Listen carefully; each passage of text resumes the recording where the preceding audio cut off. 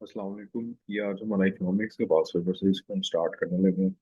Initial target होगा हमारा था मेरा है 15 मार्क्स का। I do not have my master plan with me right now, but I think it was something around like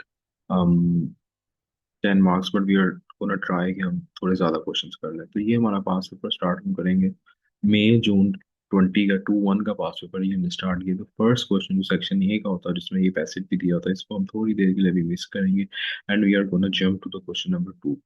इसका हम पार्ट पढ़ते हैं। Each question is introduced by a stimulus material in the answer. You may refer to this material and or to the examples that you have studied. वो कह रहा है कि ये जो क्वेश्चन नंबर 2 का केस स्टडी दी हुई है ना, तकरीबन आपको 4 से 5 लाइंस की, ये एक स्टिमुलस है।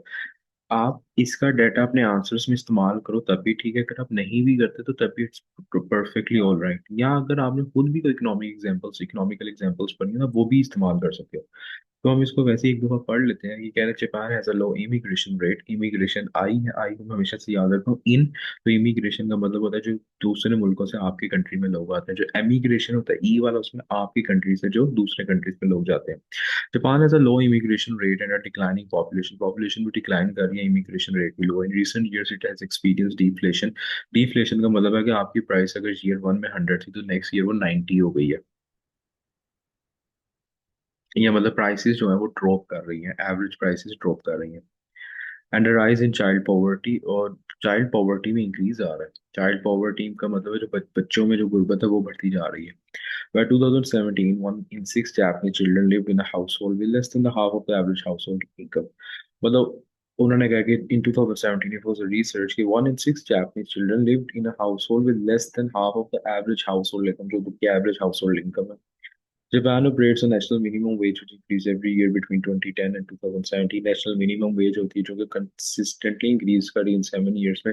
This may have affected the level of poverty in the country. ठीक है।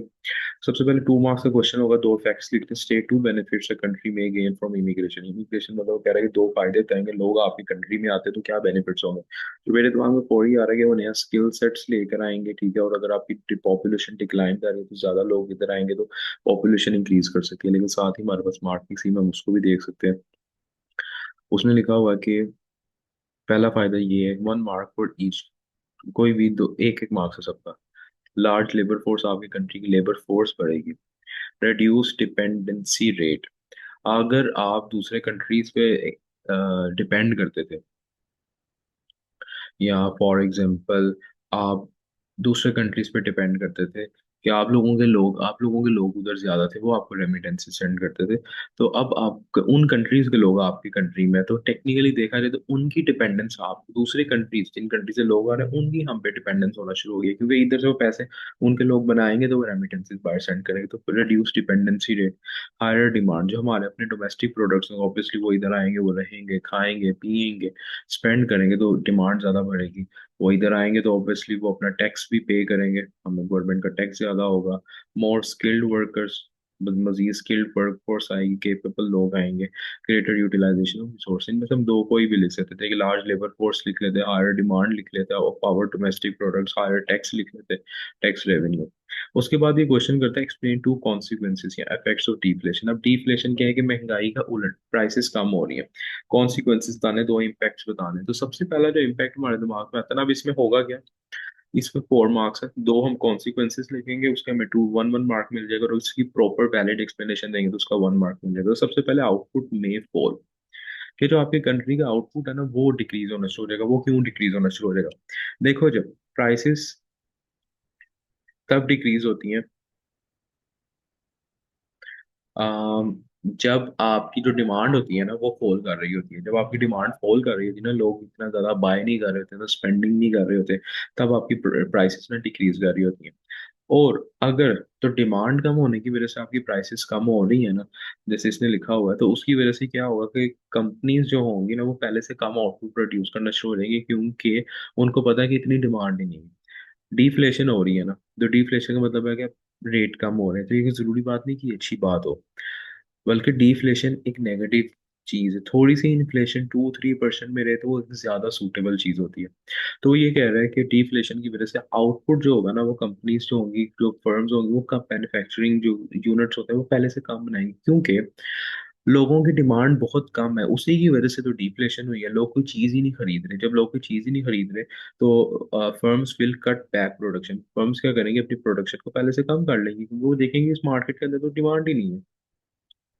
इसी तरह इसकी वजह से क्या होगा कि अनएम्प्लॉयमेंट में rise, fewer workers will be needed to produce fewer goods and services. जब फर्म्स अपनी प्रोडक्शन को कट बैक करती जा रही हैं तो अब उन्होंने पहले से कम प्रोडक्ट्स बनाने हैं। जब वो पहले से कम प्रोडक्ट्स बनाएंगे तो उनको फ्यूअर वर्कर्स की जरूरत होगी। जब फ्यूअर वर्कर्स की जरूरत होगी तो वो जो एक्सेस एम्प्लॉयज है उनको डिसमिस कर देंगे, उसको निकाल देंगे, तो इसकी वजह से अनएम्प्लॉयमेंट राइज करेगी।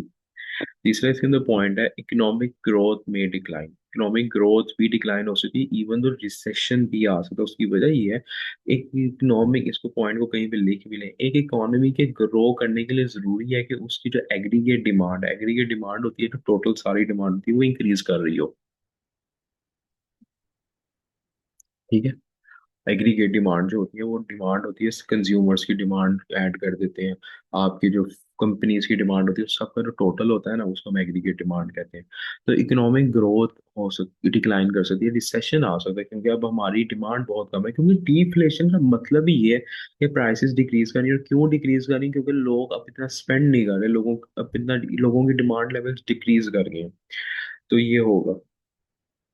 लेकिन दूसरी तरफ हमने कॉन्सिक्वेंसेस बताना है, कॉन्सिक्वेंसेस में पॉजिटिव इम्पैक्ट भी आ सकते हैं। एक सिनेरियो ये था कि आउटपुट गिर जाए, लेकिन एक सिनेरियो ये भी है कि आपका आउटपुट राइज करना शुरू कर दे।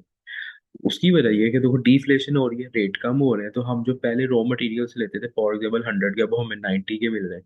जब हमारी कॉस्ट ऑफ प्रोडक्शन कम हो रही है तो उसकी वजह से हो सकता है हम पहले से ज्यादा चीजें बनाना शुरू कर दें, क्योंकि हमारी कॉस्ट ऑफ प्रोडक्शन कम हो रही है तो उसका हम चीजें ज्यादा बनाना शुरू कर दें। आउटपुट में राइज इफ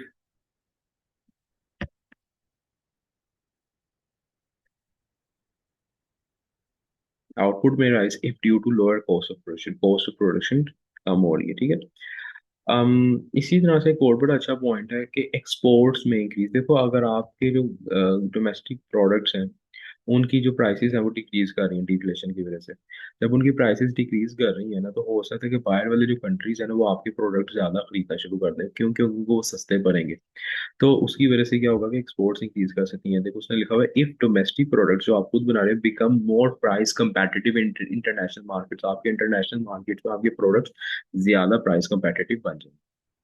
तीसरा क्वेश्चन है, analyse why children analyze why children from low income families may have low income as adults। बड़ा ही ओपन सा क्वेश्चन है जो वो पूछ रहा है, आपकी आपसे एक डिस्कशन मांग रहा है। इसमें बड़ी खूबसूरत सी हमें एक वेल कोरिहेंट एनालिसिस, कोहेरेंट एनालिसिस देने की जरूरत है कि जो लो इनकम फैमिलीज होती हैं, बताएंगे क्यों उनकी फ्यूचर में जब एडल्ट्स बन जाएंगे तब भी उनकी लो इनकम ही रहेंगी। मतलब जो गरीब के बच्चे होते हैं, क्यों मोस्ट प्रोबेबली ये होगा कि वो लो इनकम ही बनेंगे। देखो, फॉर एग्जांपल यूजुअली हम देखते हैं कि जो थोड़े से लोअर क्लास के लोग होते हैं, उनके जो आगे से जनरेशन भी होती है वो भी लोअर क्लास में ही रहती है।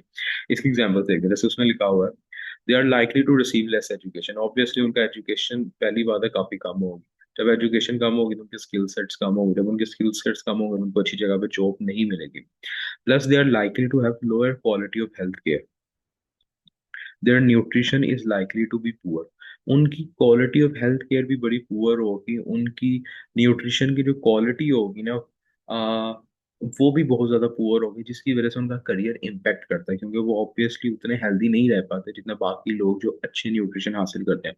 More over, they are likely to gain fewer qualification. मतलब ऑब्वियसली लो इनकम फैमिलीज है, they can not afford very high qualification, जिसकी वजह से उनके पास हाई क्वालिफिकेशन नहीं होगी तो उनका स्किल्स लेवल काफी कम होगा। जब स्किल्स लेवल उनका कम होगा तो क्या होगा, they would be less productive as compared to a person who has a very vast and wide portfolio skills level. They are gonna be very very less productive.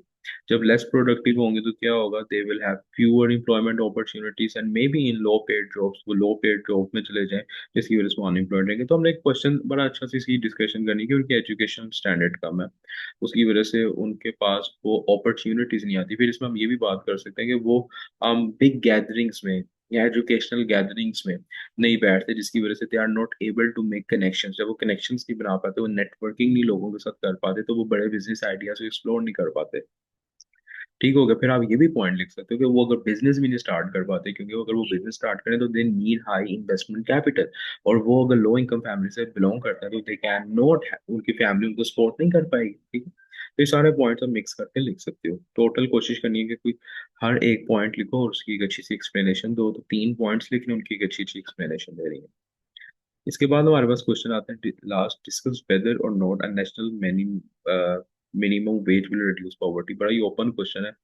National minimum wage होता है कि government कह देती है कि पाकिस्तान में जो भी बंदा काम करेगा उसकी मिनिमम वेज फॉर एग्जाम्पल 25,000 होनी चाहिए। अब गवर्नमेंट इसको इसीलिए कहती है कि अगर हम मिनिमम वेज रख देंगे ना तो लोगों को, फिर जो भी बंदा हम हायर करेंगे ना, गरीबों को भी हायर करेंगे, हमें 25,000 रुपीज उनको एटलीस्ट देने पड़ेंगे। गवर्नमेंट कहती है जब उनको एटलीस्ट हम उनकी पेमेंट, उनकी सैलरी को जब हम सिक्योर कर देंगे ना, तो हो सकता है इससे हमारी पॉवर्टी जो है वो रिड्यूस हो। अब ये मांग रहे हैं हमसे डिस्कशन कि क्या नेशनल मिनिमम वेज से रिड्यूस होती भी है पॉवर्टी की, नहीं होती। क्योंकि अगर हम ऊपर जापान की एग्जांपल देखें तो 2010 से 2017 में कंसिस्टेंटली नेशनल मिनिमम वेज को बढ़ा रहे हैं, लेकिन उनके जो चाइल्ड वाली पॉवर्टी है वो तो फिर भी इंक्रीज कर रही है। तो जरूरी नहीं है कि इससे हो। अब डिस्कशन वाला जो क्वेश्चन होता है ना, उसमें फिर आपने क्या करना होता है कि दोनों साइड की डिस्कशन करनी है। जिस साइड को आप फेवर कर रहे हो ना उसके आप पॉइंट ज्यादा लिख दो, 3 पॉइंट्स लिख दो। जिसको आप फेवर नहीं कर रहे आप उसके 2 पॉइंट्स लिखो और एंड पे कंक्लूजन दो। डिस्कशन के एंड पे कंक्लूजन देना होता है, उसको आप अपने जिसमें आपने ज्यादा फेवर किए पॉइंट्स वो आप दे दो। जैसे फॉर एग्जांपल हम इसकी आंसर को पढ़ना शुरू करते हैं कि वाई इट माइट। वो कहते हैं कि जो नेशनल मिनिमम वेज है ना, it is always set above the equilibrium level. अब इक्विलिब्रियम लेवल आप लोगों ने पढ़ा होगा, एक डिमांड एंड सप्लाई का इक्विलिब्रियम लेवल होता है जहाँ पे डिमांड एंड सप्लाई के वो ग्राफ्स होते हैं, लाइंस होती हैं, वो मीट करती है, वो हमारा प्राइस लेवल होता है। इसलिए एक जो लेबर मार्केट होती है ना, उसके अंदर भी डिमांड होती है और सप्लाई होती है। तो फॉर एग्जाम्पल अगर हमारा इक्विलिब्रियम लेवल गवर्नमेंट देखती है 20,000 पे हो रहा है ना, तो हमेशा जो मिनिमम वेज होगी वो 20,000 से ऊपर सेट की जाएगी। इक्विलिब्रियम लेवल हम इसके अंदर देख रहे हैं demand and supply of labour market की, कितनी डिमांड है लेबर की और कितनी सप्लाई है। जहाँ पे उनका इक्विलिब्रियम लेवल बनता है, जहाँ पे वो दोनों लाइंस मीट करती हैं, गवर्नमेंट हमेशा उससे ऊपर जो आती है ना वो सेट करती है।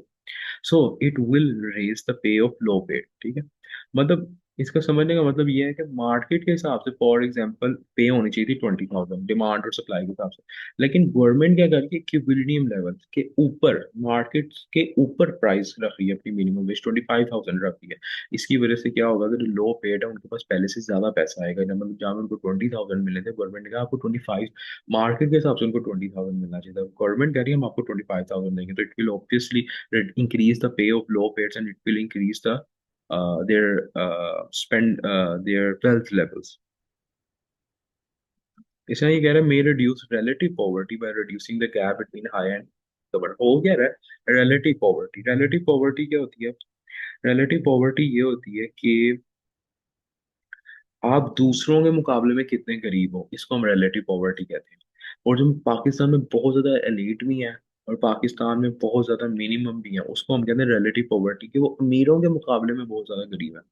जब गवर्नमेंट एक ऐसा मिनिमम वेज सेट करती है ना, तो वो गवर्नमेंट क्या करती है, इन दोनों के जो गैप है ना, इनकम गैप है, उनको खत्म करने की कोशिश करती है। कैसे कि वो वेज लेवल थोड़ा सा ज्यादा सेट करते हैं ताकि अब ज्यादा अमीर लोगों को, गरीबों को ज्यादा मिनिमम वेज पे करनी पड़े, जिसकी वजह से हाई और लो इनकम अर्नर्स के दरमियान जो डिफरेंस है वो खत्म होता है। इसके अलावा ये थी रिलेटिव पॉवर्टी कि आप दूसरों के मुकाबले में कितने गरीब हो। तीसरा पॉइंट है it may reduce absolute poverty. अब एब्सोल्यूट पॉवर्टी क्या होती है? एब्सोल्यूट पॉवर्टी होती है कि इतना गरीब होना, एब्सोल्यूट पॉवर्टी का उधर कहते हैं कि इतना गरीब होना, इतनी गुर्बत होना कि आप अपनी बेसिक नेसेसिटीज को भी नहीं अफोर्ड कर पा रहे। तो वो कह रहे हैं कि नेशनल मिनिमम वेज जब हम रखेंगे तो उसकी वजह से हो सकता है कि एब्सोल्यूट पॉवर्टी रिड्यूस हो by enabling low paid workers. Low paid workers को ये अलाउ करेगा greater access to basic necessities. ठीक हो गया। मेरा ये 3 पॉइंट इसके लिए काफी है। ठीक है, हम अब इस पे जाते हैं दूसरी डिस्कशन पे।